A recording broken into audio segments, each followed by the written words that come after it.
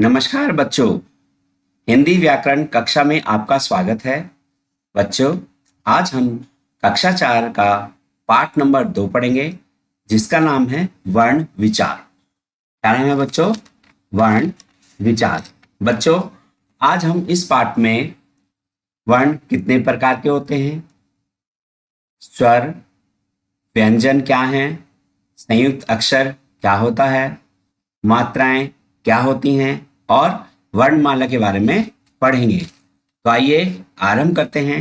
देखिए, यहाँ पर आपको कुछ चित्र दिखाए गए हैं और साथ में उन चित्रों के नाम भी लिखे हुए हैं। जैसे पहला चित्र गमला, दूसरा चित्र जहाज, तीसरा चित्र टमाटर। ठीक है जी, चित्र के साथ नाम भी लिखे गए हैं। बच्चों, ऊपर 3 चित्र दिए गए हैं।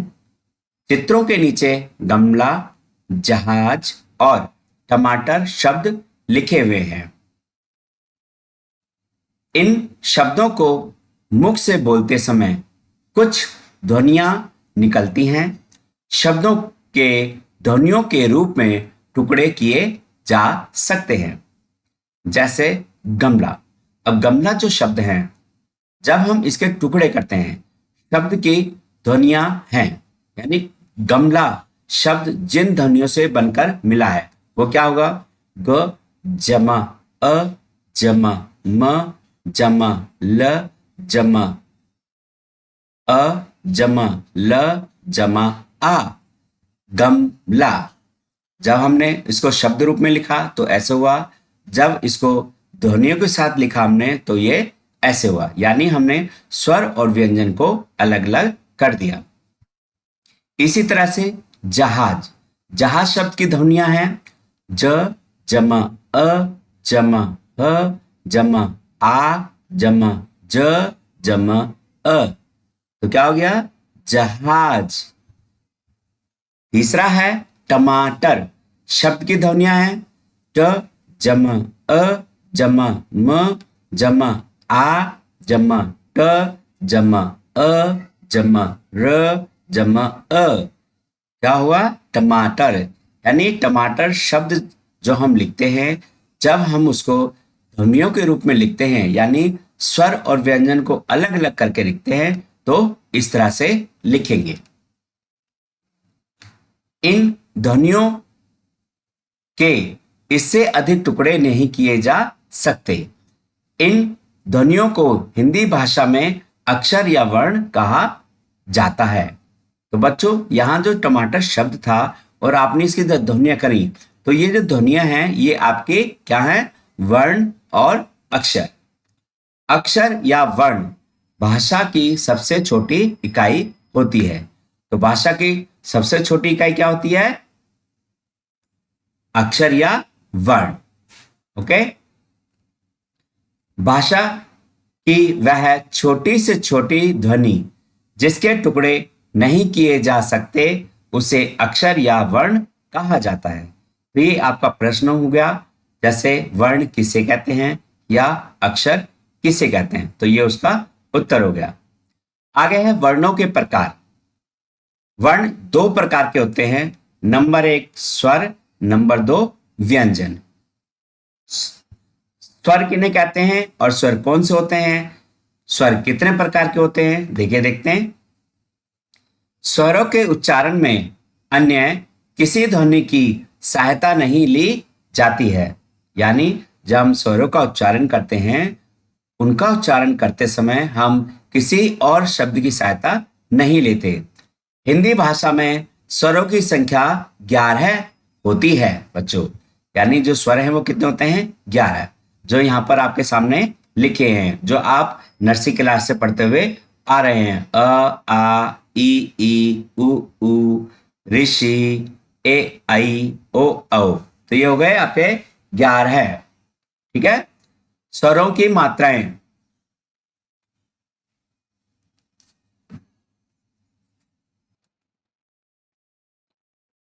स्वरों की मात्राएं। सभी 11 स्वरों की अपनी अपनी मात्राएं होती हैं। तो बच्चों, अभी आपने जो ऊपर स्वर पढ़े हैं, उन स्वरों को जब हम किसी व्यंजन के साथ लिखते हैं तो उनका मात्रा रूप लिखते हैं।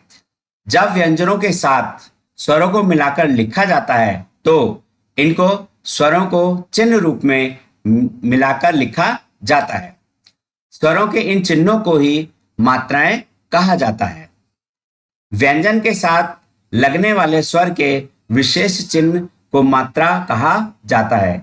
यानी जब व्यंजन के साथ स्वर को लगाते हैं तो उन स्वरों का रूप मात्रा के रूप में आता है, जिस तरह से आपको यहाँ दिखाया गया है। जैसे ये आपका स्वर है और इस स्वर की मात्रा ये है।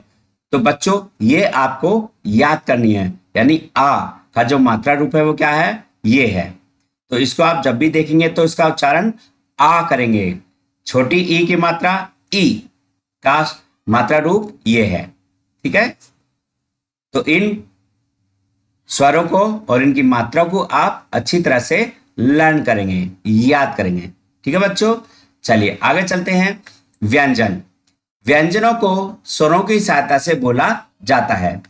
हिंदी भाषा में व्यंजनों की संख्या 33 है। जो स्वर होते हैं, जो व्यंजन होते हैं बच्चों, वो स्वरों की सहायता से बोले जाते हैं। देखिए, व्यंजनों को स्वरों की सहायता से बोला जाता है। हिंदी भाषा में व्यंजनों की संख्या कितनी हुई बच्चों, 33।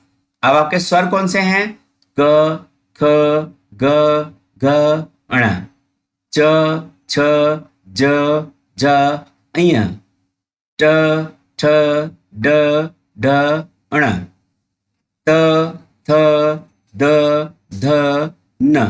तो ये आपके व्यंजन हैं। ठीक है, इनको आप पढ़ेंगे और याद करेंगे। इसके बाद आता है संयुक्त व्यंजन। संयुक्त व्यंजन क्या है बच्चों, हिंदी भाषा में 11 स्वर और 33 व्यंजनों के अलावा 4 व्यंजन ऐसे हैं जो दो दो व्यंजनों के मेल से बने हैं। यानी वो जो व्यंजन है, 2 व्यंजनों को मिलाकर एक बना है। 2 व्यंजनों के मेल से बने व्यंजन को संयुक्त व्यंजन कहा जाता है। जैसे छ से क्षत्रिय, त्र से त्रिशूल, ज्ञ से ज्ञानी, श्र से श्रमिक। ये आपके संयुक्त व्यंजन हैं। अब ये संयुक्त कैसे हुए, जो आपका छ से क्षत्रिय है उसको जब बनाया गया तो क जमा श का प्रयोग किया गया। जब आपने क जमा श को एक साथ मिलाया तो आपको बना क्षत्रिय। ठीक है, इसी तरह से त्र को जब बनाया गया तो त जमा र 2 व्यंजनों का प्रयोग किया गया। जब उन दोनों व्यंजनों को मिलाया तो त्र बना। इसलिए हम इन चारों को संयुक्त व्यंजन कहते हैं। इन चारों को संयुक्त व्यंजन कहते हैं, क्योंकि ये 2 व्यंजनों के मेल से बने हैं। समझ में आया? चलिए आगे चलते हैं, इनके बारे में भी जानें। अंग से अंगूर। अब आपका जो अंग होता है, अंग का चिन्ह इस तरह से होता है। इसे अनुस्वार कहते हैं। यानी ये जो आपका अक्षर है इसको हम अनुस्वार कहते हैं। अनुस्वार का उच्चारण नाक से होता है, जैसे कंचन, चंचल, गंगा, हंस, मंजू आदि। इन शब्दों का जब हमने उच्चारण किया तो हमें नाक का सहारा लेना पड़ा, इसलिए हम इनको अनुस्वार कहते हैं। आगे है अंग पर चंद्र की बिंदु। तो इसका जो चिन्ह होगा वो ये होगा। इसे अनुनासिक कहते हैं। यानी जिन शब्दों पर चंद्र बिंदु लगी हो उन शब्दों को हम अनुनासिक कहते हैं। अनुनासिक का उच्चारण नाक और गला दोनों से होता है। यानी पहले जो अनुस्वार था उसका उच्चारण सिर्फ नाक की सहायता से हो रहा था, लेकिन जो अनुनासिक है, जो चंद्र बिंदु वाला है, उसका उच्चारण जब आप करेंगे तो नाक और गला दोनों की सहायता लेनी पड़ेगी। जैसे मुंह, पांच, आंच, दांत, चांदनी आदि। समझ में आया? आगे है अह। अह का चिन्ह विसर्ग होती हैं, यानी 2 बिंदु। इसे विसर्ग कहा जाता है। इसे क्या कहते हैं? विसर्ग। इसका प्रयोग किसी व्यंजन के बाद होता है। इसका उच्चारण ह व्यंजन की तरह होता है, जैसे अतः, प्राय, प्रातः, स्वतः, पुनः आदि। यानी जब आप विसर्ग का उच्चारण करेंगे तो उच्चारण करते वक्त अंत में ह की आवाज आएगी। वर्णमाला। वर्णमाला किसे कहते हैं? बच्चों, आपने यह तो ही लिया है कि हिंदी भाषा में 11 स्वर और 33 व्यंजन होते हैं। इस प्रकार हिंदी भाषा में कुल 44 वर्ण होते हैं। यदि इन सभी 44 वर्णों को एक निश्चित क्रम में एक साथ लिख दिया जाए तो यह वर्णमाला बन जाती है। हिंदी भाषा की वर्णमाला में पहले स्वर और उसके बाद व्यंजन लिखे जाते हैं। वर्णमाला का मतलब बच्चों, जो आपके स्वर और व्यंजन होते हैं, अगर आप उनको सही क्रम से लिखेंगे तो वो वर्णमाला बन जाएंगे। वर्णों के क्रमबद्ध समूह को वर्णमाला कहते हैं। अगर आपकी कोई प्रश्न आता है कि वर्णमाला किसे कहते हैं, तो आपका उत्तर होना चाहिए वर्णों के क्रमबद्ध समूह को वर्णमाला कहते हैं। र के विभिन्न रूप। बच्चों, आप यह तो जानते हैं कि र व्यंजन में उ और ऊ की मात्राएं उसके दाईं और बीच में लगती हैं। जैसे र जमा छोटा ऊ, तो क्या आ गया? रू। र जमा बड़ा ऊ, रू। तो देखिए दोनों में फर्क है, दोनों की मात्रा को लिखने में फर्क है। देखिए ये और ये आपका है छोटा ऊ और ये मात्रा जो है बड़ा ऊ।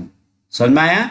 चलिए अब यह भी समझ लेते हैं कि र के साथ कुछ अन्य रूप भी होते हैं, जैसे कार्य, सूर्य, गर्म, ट्रक, ट्रम, ट्रेन, प्रथम, उम्र, समुद्र।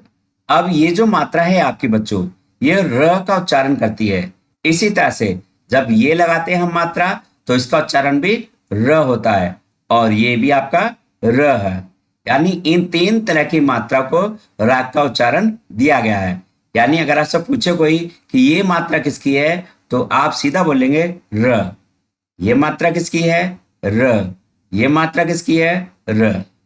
समझ में आ गया? चलिए आगे चलते हैं। र का ही रूप है और र स्वर के बिना ही होता है। यह जिस वर्ण पर लगाया जाता है उच्चारण उससे पहले होता है। यानी जहां भी आप इन र का उपयोग करेंगे वहां उस शब्द से पहले होगा, यानी जिसके साथ करेंगे उससे पहले र का उच्चारण होगा। जैसे यहां देखते हैं प र, प्रथम। अब ये र यहां पे लगाया गया है। देखिए पहली जो लाइन है कार्य, अब आप कार्य का उच्चारण करेंगे तो का के बाद पहले र आएगा, कार्य, यह बाद में आएगा। ठीक है, तो जैसे यहां लिखा है उच्चारण उससे पहले होता है। अब ये र और ये र, ये दोनों भी र के रूप में होते हैं। इनमें अ स्वर मिला होता है। र के ये रूप जिस वर्ण में लगाए जाते हैं उच्चारण उनके बाद होता है। अब बच्चों ये वाला जो र है, ये और ये हमेशा इनका जो उच्चारण होगा वो बाद में होगा। कैसे? देखिए पहले प हमने बोला, प पर लगा हुआ है र, तो प र, यानी प के बाद र बोला गया तो हो गया प्रथम। ट्रक, जब आप ट्रक का उच्चारण करेंगे तो पहले ट आएगा फिर र आएगा, तो ट्रक।